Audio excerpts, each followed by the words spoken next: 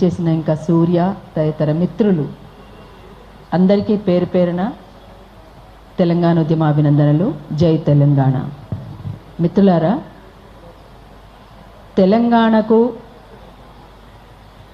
ఎవరు వచ్చినా హక్కున చేర్చుకునే తత్వం ఉంటుంది.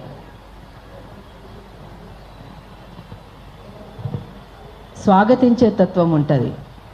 అదే సమయంలో అన్యాయం జరిగితే ఎదిరించే తత్వము, దోపిడీ చేస్తే ప్రతిఘటించే తత్వం కూడా ఉంటుంది. దానితోటే తెలంగాణ రాష్ట్రం తెచ్చుకున్నారు.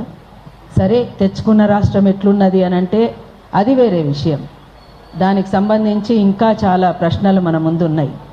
అది ఎట్లా నిలబెట్టుకోవాలి, వచ్చిన తెలంగాణను ఎట్లా చూసుకోవాలి, ఏం జరుగుతుంది అనేటువంటి విషయం ఇంకా చాలా లోతుగా పోవాల్సినటువంటి అవసరం ఉంటుంది. ఇప్పటిదాకా అనేక విషయాలు మాట్లాడేందుకు వాస్తవంగా అన్ని విషయాలు వచ్చేసినాయి. ఇంకా కొత్తగా మనం మాట్లాడుకునేది ఏం లేదు. కానీ అంటే మన దగ్గరికి వచ్చి సైకిల్ మీద వచ్చిన వాళ్ళు ఇవాళ కోట్లకు అధిపతులు ఎట్లయినారు అనేది ఒక్కసారి ఆలోచించుకుంటే ఎవరికైనా అర్థం కావాలి.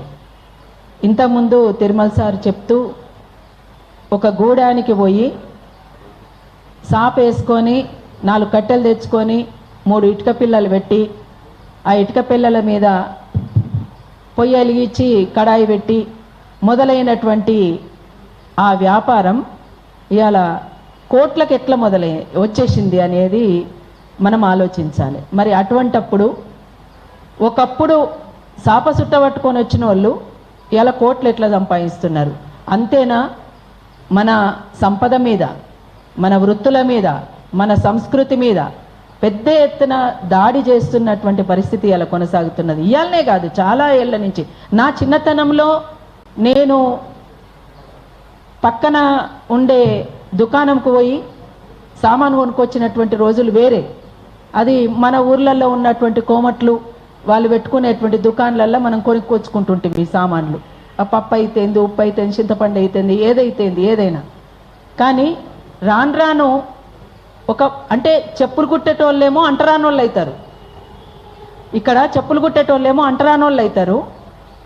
అదే చెప్పుల షాపు తలతల మెరిసే అద్దాలతోటి షాపులు పెడితే మాత్రం వాళ్ళు గొప్పోళ్ళు అవుతారు. వాళ్ళెవరు అంటే వీళ్ళే. ఇప్పటిదాకా ఎవరైతే మనం మార్వాడోళ్ళు అని మాట్లాడుకుంటామో, ఇక్కడ హైదరాబాద్లో గుజరాత్ గల్లీ అనేటువంటి ఒక సపరేట్ గల్లీ కూడా ఏర్పాటు చేసుకున్నారు వాళ్ళు. అంటే ఎక్కడున్నాం మనం? అంటే మనకు సంబంధించినటువంటి మన శ్రమ సంపద అంతా కూడా ఎవరు దోసుకపోతున్నారు అని అంటే వీళ్ళే కదా. ప్రధానంగా దోసుకుంటున్నటువంటి వాళ్ళు వీళ్ళు దోపిడీదారులు. దోపిడీ చేసే వాళ్ళని దోపిడీదారులే అంటారు. ఇంకా వేరే కొత్త పేరు ఏం లేదు దానికి. మరి దోపిడీకి వ్యతిరేకంగా ఖచ్చితంగా పోరాటాన్ని ఎక్కువ పెట్టాల్సినటువంటి అవసరం అయితే ఉంటుంది కదా. మన పండుగల మీద, మన వ్యవహార శైలి మీద, అన్నిటి మీద ఒక పెద్ద ఎత్తున సాంస్కృతిక దాడి జరుగుతున్నది. మన సంస్కృతినే కొల్లగొట్టబడుతున్నది ఇక్కడ. అటువంటప్పుడు మనం ఏం చేయాలి? మన పండుగల్ని మర్చిపోయి ఆ పండుగలు చేసుకునే రోజులు వచ్చినాయి. ఇవ్వాలి మన పండుగలు ఏమైపోయినాయి? మన సంస్కృతి ఏమైపోయింది? మన పద్ధతులు ఏమైపోయినాయి? ఇవన్నీ కూడా మనం యాది పెట్టుకోవాల్సినటువంటి అవసరం ఉన్నది. అంతేకాకుండా నేను ఇంతకుముందే తమ్మునితోటి మాట్లాడిన వృత్తితో, ఇప్పుడు మొన్న స్టేషన్ గన్పూర్లోన జరిగింది. స్టేషన్ గన్పూర్లో జరిగినటువంటి ఆ బాధితుల్ని అట్లనే ఇక్కడ కూడా ఇప్పుడు అంటే వృత్తులన్నీ కూడా, కుల వృత్తులన్నీ కూడా మాయమైపోయి, చిన్న చిన్న వ్యాపారాలన్నీ కూడా మాయమైపోయి వీళ్ళ వ్యాపారాలు ముందుకు వచ్చినాయి. అట్లాంటి వాళ్ళు తప్పనిసరిగా ఇటువంటి వాటికి రావాలి, వచ్చి వాళ్ళ బాధ మాట్లాడాలి. మాట్లాడితేనే కదా తెలిసేది ప్రపంచానికి. ఎంతసేపు వీళ్ళు మాట్లాడడమే కాదు కదా, ఇక్కడ ఉన్నోళ్ళం మాట్లాడడమే కాదు, బాధితులు కూడా మాట్లాడాలి ఇక్కడికి వచ్చి. అంతేకాకుండా ఇక్కడ చూస్తున్నాం మనం ఎంత గొప్పగా ఇక్కడ మన వాళ్ళు తీసుకొచ్చి స్వర్ణకారులు వాళ్ళు చేసినటువంటి నగలు, చిన్న వాటిని ఏమంటారే,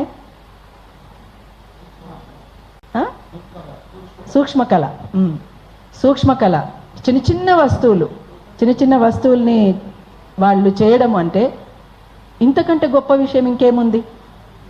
వీటిని మర్చిపోతున్నాం మనం. వీటిని మర్చిపోయి ఆ నగలకు ఎగబడి వాటి కోసమే ఉరుకుతా ఉన్నాం, తెచ్చుకుంటా ఉన్నాం, వేసుకుంటా ఉన్నాం. అంటే ఇవాళ ఒక పెద్ద ఎత్తున జరిగేటువంటి ఈ సాంస్కృతిక దాడిని మనం ఎదుర్కోవాల్సినటువంటి అవసరం ఉంది. సాంస్కృతిక విధ్వంసం జరుగుతూ ఉంది ఇక్కడ, ఒక సంస్కృతి విధ్వంసం జరుగుతూ ఉంది ఇక్కడ, ఒక కుల వృత్తుల విధ్వంసం జరుగుతూ ఉంది ఇక్కడ. అందుకని వీటన్నిటిపైన జరుగుతున్నటువంటి దాడిని అందరం ఒకటే ఎదుర్కోవాల్సినటువంటి అవసరం అయితే ఉంటుంది. అది పెద్ద ఎత్తున పోరాటం జరగాలి, మామూలుగా చిన్న చిన్న పోరాటాలతో అది సాధ్యం కాని పరిస్థితి. అందుకని ఇంకా పెద్ద ఎత్తున మనం దీన్ని ఉధృతం చేయాల్సినటువంటి అవసరం ఉంది. సరే, ఇంతకుముందు పెట్టినటువంటి సూచనలు సలహాలు ఏవి వాటితో నేను ఏకీభవిస్తున్నాను. తప్పనిసరిగా ఆ దిశగా మనం అడుగులు వేయాలని అందరం కలిసి ఐక్యంగా ఉద్యమించాల్సినటువంటి అవసరం ఉంటుందని తెలియజేస్తూ తెలంగాణ క్రాంతి దళ నాయకుడు పృథ్వీకి మరొకసారి ఉద్యమాభినందన తెలియజేసుకుంటూ జై తెలంగాణ. Thank you. అట్లనే ఇంకొక మాట నిలబడి పర్లేదు. ఇంతకుముందు అన్న రచయితల్ని కూడా రాయించాలి అన్నారు కదా, రాయిస్తే లాభం లేదు, రాయించడంతో పాటు పాడించగలిగేటువంటి వాళ్ళని కూడా తీసుకురావాలి ఇక్కడికి. వాళ్ళతోటి కూడా ఒక సమావేశం ఏర్పాటు చేయాలి. అంటే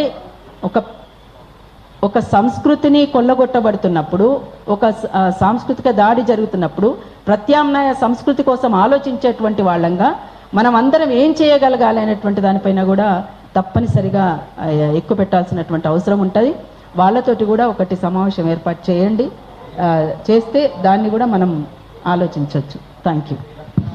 బరాబర్ ఆలోచన చేస్తూనే ఉన్నాం అక్క. యాక్చువల్గా ఈ మీటింగ్ కూడా బాధితులను తీసుకురావాలనే ఉద్దేశం